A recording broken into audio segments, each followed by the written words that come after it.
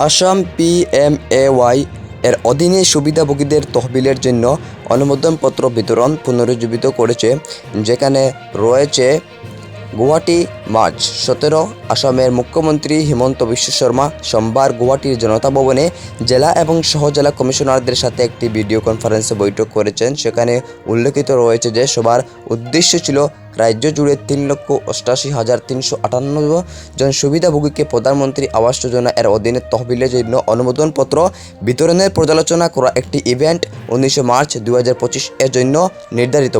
সভায় শর্মা জানান যে পলাশবাড়িতে অনুষ্ঠিতব্য কেন্দ্রীয় অনুষ্ঠানের পরে 126টি বিধানসভা কেন্দ্রকে অন্তর্ভুক্ত করে বিভিন্ন জেলা ও সহ-জেলা স্তরে বিতরণ করা হবে।